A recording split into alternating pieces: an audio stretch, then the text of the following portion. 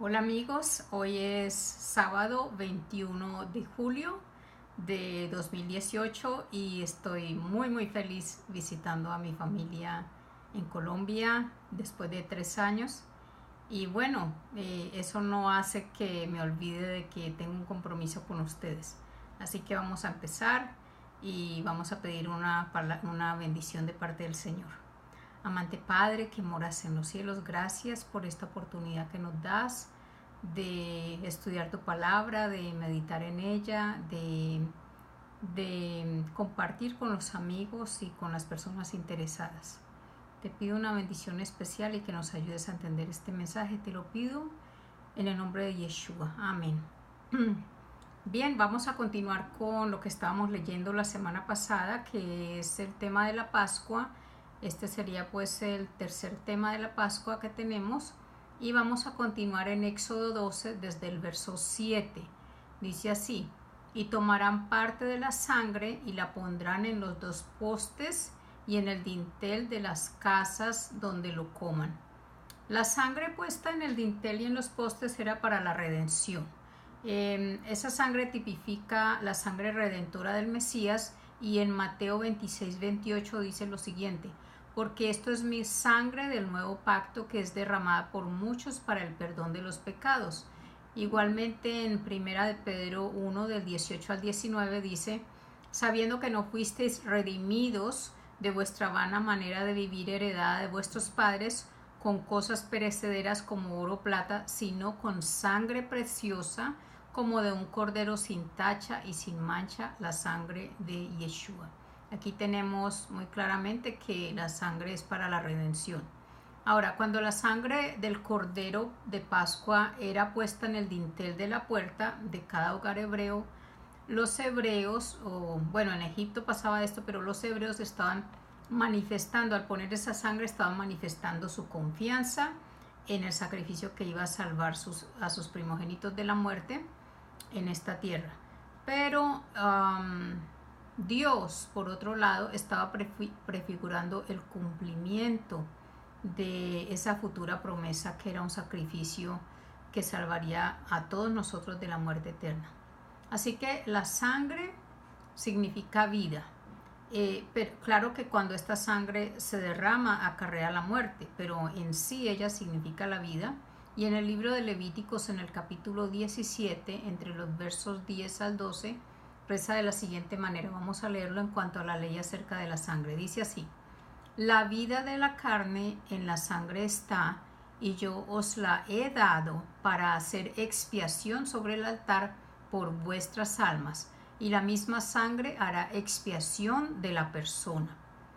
Es decir, que sin sangre ya sabemos que la carne nuestra no puede vivir, ya que la sangre circula, mantiene el cuerpo activo, alimentado.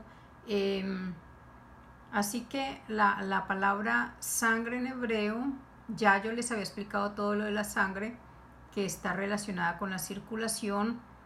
Voy a repetir algunas cosas que ya dije. En hebreo la palabra es dam y está constituida por dos consonantes que son las letras Dalet y la letra Mem.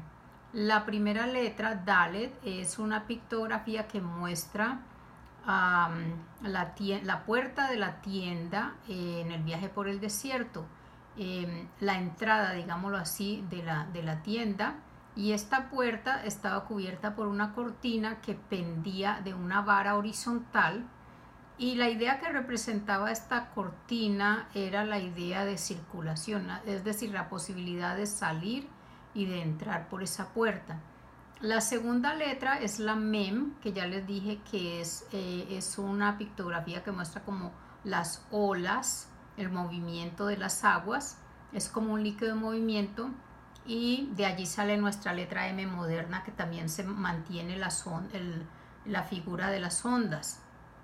Ahora, estas dos pictografías unidas definen entonces a la sangre, ¿ok? Entonces sería, ya uniéndolas las dos, sería como el movimiento de entrada y de salida de un líquido. Es decir, en otras palabras, el movimiento circulatorio o el movimiento que permite y sostiene la vida de los hombres y de los animales también. Ahora, no solamente los animales y hombres se benefician de esa circulación, también de una manera análoga podemos decir que las plantas también toman el agua del suelo, que es lógicamente rica en minerales y otras sustancias que ellos necesitan y que se va a transportar hasta el fruto. Y de esta manera la savia de la planta equivale a la sangre para el animal y el hombre. De hecho, o tal vez por ello también el jugo de la uva, por ejemplo, y otras frutas jugosas también tienen la raíz del nombre sangre. También las lágrimas, también el verbo llorar, contienen en hebreo la palabra dam, que viene de sangre. Ahora leamos en Romanos capítulo 3 versos desde el 21 hasta el 26 lo que dice el apóstol Shaul, Pablo, con respecto a esto que les estoy mencionando. Dice así: pero ahora, aparte de la ley, se ha manifestado la justicia de Dios testificada por la ley y por los profetas. La justicia de Dios por medio de la fe en el Mesías Yeshua para todos los que creen en él. Porque no hay diferencia por cuanto todos pecaron y están destituidos de la gloria de Dios, siendo justificados gratuitamente por su gracia, mediante la redención que es en el Mesías Yeshua. Recordemos que ya habíamos ligado la redención con la sangre. Dice: a quien Dios puso como propiciación por medio de la fe en su sangre para manifestar su justicia, a causa de haber pasado por alto en su paciencia los pecados pasados, con la mira de manifestar en este tiempo su justicia, a fin de que Él sea el justo y el que justifica al que es de la fe de Yeshua. Miremos la relación aquí entre fe y redención. ¿Fe en qué? Dice fe en su sangre. Entonces, realmente la sangre está ligada con la fe, ¿ok? La justificación requiere de la fe. La fe no es otra cosa que la manifestación de lo que se cree. Ya sabemos eso. Si creemos que la sangre de Yeshua nos justifica ante el Padre de los pecados pasados, entonces debemos vivir una vida que manifieste esa fe que sentimos, es decir, una vida renovada en Yeshua. Debemos tener a Yeshua viviendo en nuestro corazón todo el tiempo, presentándose por nosotros cada día ante el Padre. Podemos entender esto mejor a la luz de Primera de Juan. Vamos a leerlo. Primera de Juan 5, de 9 al 12. Dice así: si recibimos el testimonio de los hombres, mayor es el testimonio de Dios, porque este es el testimonio con que el Dios ha testificado acerca de su Hijo. El que cree en el Hijo de Dios tiene el testimonio en sí mismo. El que no cree a Dios le ha hecho mentiroso, porque no ha creído en el testimonio de Dios, porque no ha creído el testimonio que Dios ha dado acerca de su Hijo. Y este es el testimonio, que Dios nos ha dado vida eterna, y esta vida está en su Hijo. El que tiene al Hijo tiene la vida. El que no tiene al Hijo de Dios no tiene la vida. Así que miremos la importancia de tener al Hijo en cuanto a creer en esa sangre que nos redime. Y el mismo Yeshua nos dice en Juan 6:35, nos dice lo siguiente: yo soy el pan de la vida, yo soy el pan de vida. El que a mí viene nunca tendrá hambre, y el que en mí cree no tendrá sed jamás.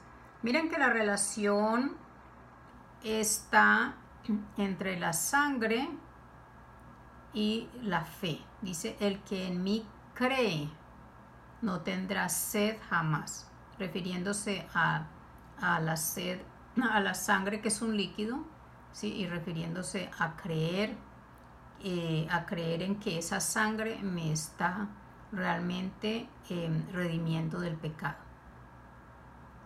Ok, entonces el tener hambre tiene que ver con buscarlo en la palabra, pero el tener sed está relacionado con creer. Ahora, en Hebreos 12:2 señala que Yeshua es el autor y el consumador de nuestra fe. dice, el cual por el gozo puesto delante de él sufrió la cruz, menospreciando el oprobio. Y en Juan y también en Apocalipsis 1:5 también lo presenta como el testigo fiel que nos amó, que nos lavó de nuestros pecados con su sangre. La palabra que se usa en griego para testigo es martiros. No sé si es martiros o mártiros, pero así se pronuncia. Y se refiere, en español lo conocemos como mártir. Los mártires eran testigos porque pues en medio de la tortura a la que estaban sometidos sus cuerpos, ellos seguían aferrados a su fe, y de esa manera era como ellos testificaban a muchos. Ahora sigamos leyendo en en Éxodo 12, ya leímos el verso 7.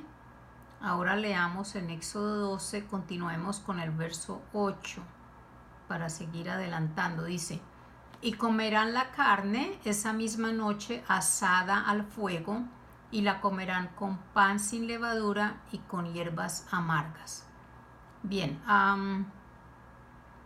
la palabra carne en hebreo es basar, y esta palabra usa 3 letras que son bet, shin y resh.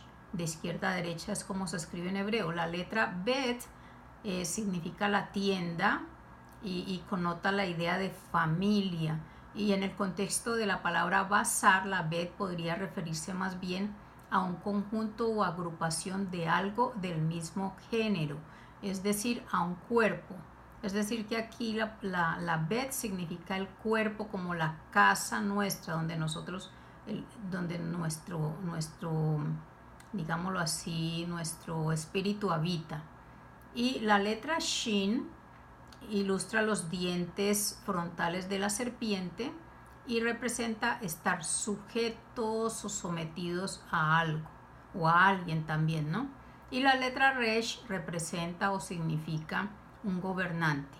Resh es cabeza, pero también es un gobernante al que estamos sujetos. Así que la carne entonces es si la vamos a definir de acuerdo a lo que les acabo de mostrar, sería un conjunto de materia gobernado por algo o por alguien. En otras palabras, un cuerpo que actúa bajo una dirección, un cuerpo que obedece. Ahora preguntémonos, ¿a quién obedece nuestro cuerpo? Indudablemente, en primera instancia, a la mente que tenemos. Tanto la mente de los hombres como de los animales fue creada por Dios. Todos fuimos creados por Dios, y digamos que su voluntad estuvo de acuerdo con la voluntad de Dios hasta que entró el pecado al mundo.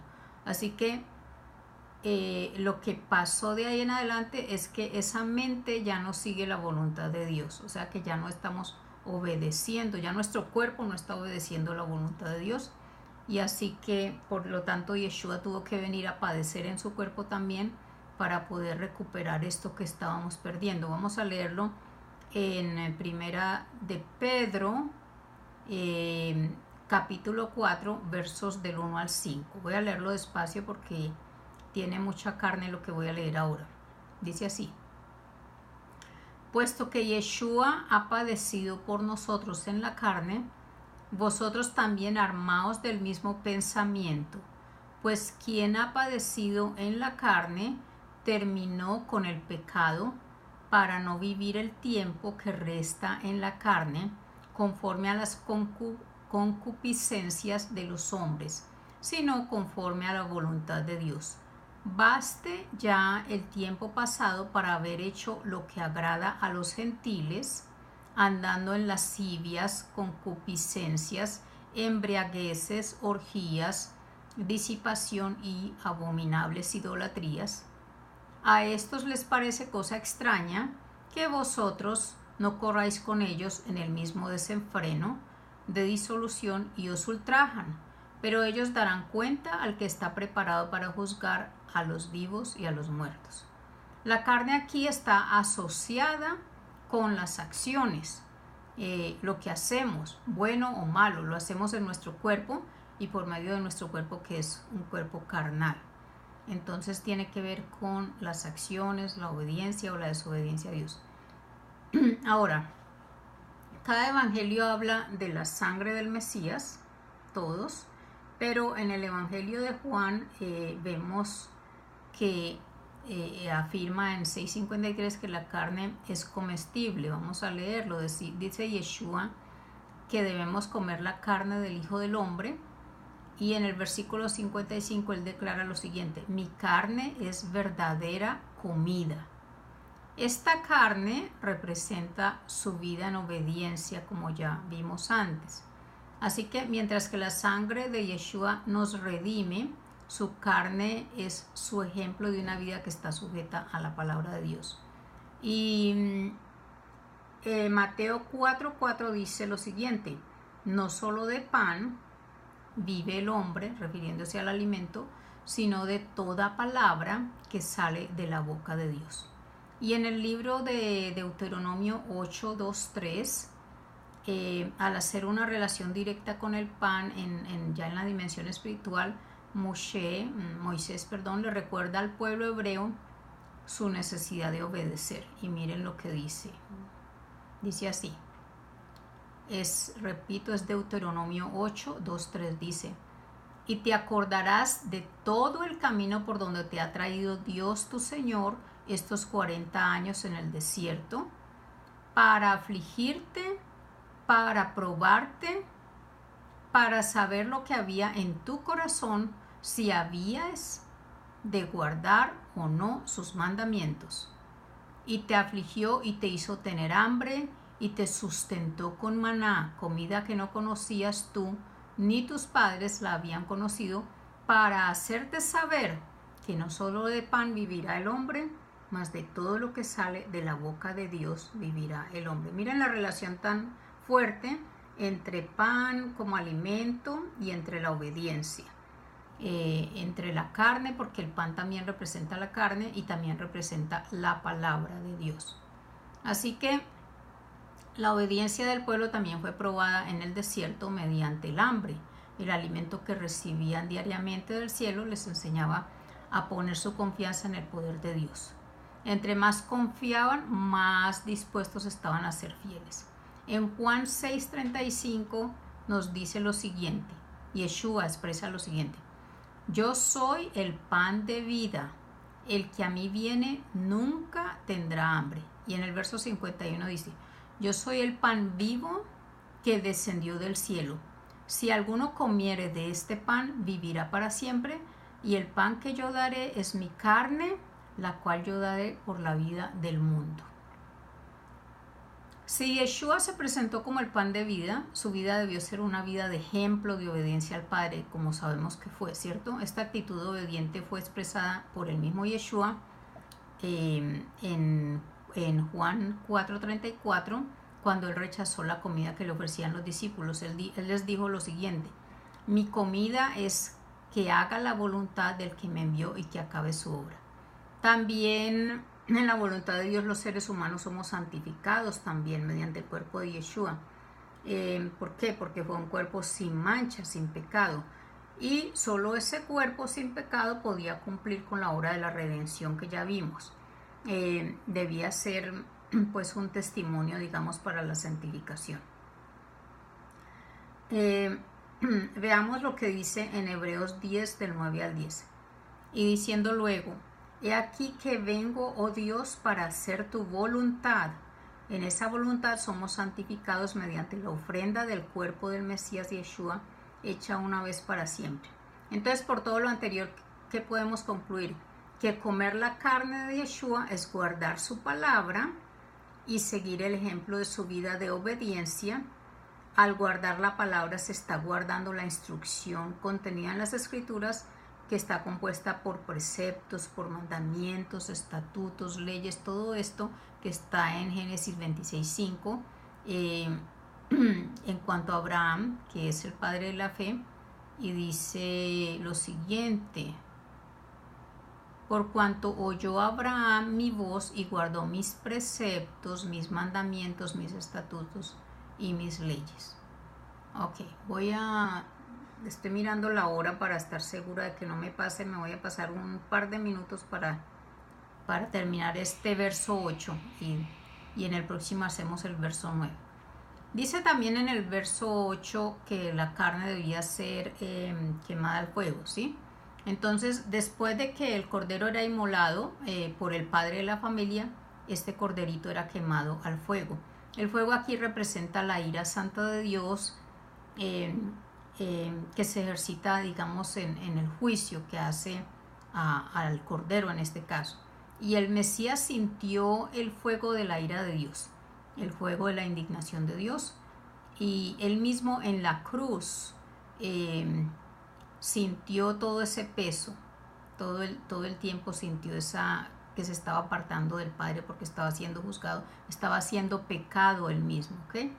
También ellos deberían comer el cordero con panes sin levadura y con hierbas amargas. La levadura representa el pecado. En aquel momento ellos fueron quebrantados y liberados de sus pecados. Así que comer con los panes sin levadura significa eliminar todas las cosas pecaminosas. Cuando ya disfrutamos del Mesías como nuestra Pascua, debemos eliminar todo lo pecaminoso que haya, ¿ok? Al mismo tiempo debemos comer las hierbas amargas, que significa que debemos lamentarnos, arrepentirnos de lo que hicimos mal hecho. Debemos experimentar un sabor amargo acerca de las cosas pecaminosas que hemos hecho. Cuando nosotros creemos en Yeshua, lo recibimos como su ministro de vida, abandonamos todo lo pecaminoso y experimentamos arrepentimiento. O yo lo diría en otro orden: primero experimentamos el arrepentimiento y después abandonamos lo pecaminoso. Cuando nosotros lo recibimos como su ministro, recibimos esa vida de él, que es una vida sin pecado, sin levadura, y nos da, a los que pecamos nos da un sentimiento amargo, porque no queremos pecar más. Y siempre tratamos de arrepentirnos, o sentimos ese deseo de arrepentirnos cuando cometemos un error. Es una vida más sensible al pecado, a cualquier clase de error. Ya estamos notando todo el tiempo cosas que hacemos mal hechas. Y es muy muy importante pues que comamos ese cordero con este pan sin levadura y estas hierbas amargas, porque comerlo solo no, digamos que no es completa la obra que se puede hacer si lo comemos solo. Bien, lo que viene es muy interesante también, lo tenía para hoy, pero me doy cuenta de que no alcanzo, pero vamos a hablar del verso 9, de no comerlo crudo sino hervido en agua, y vamos a explicar lo que significan estas cosas el próximo sábado. Bueno amigos, que tengan una semana muy feliz. Yo sé que voy a tener una semana muy bonita con mi familia, voy a disfrutar mucho aquí, y yo les deseo muchas bendiciones a ustedes también y que disfruten. Hasta pronto.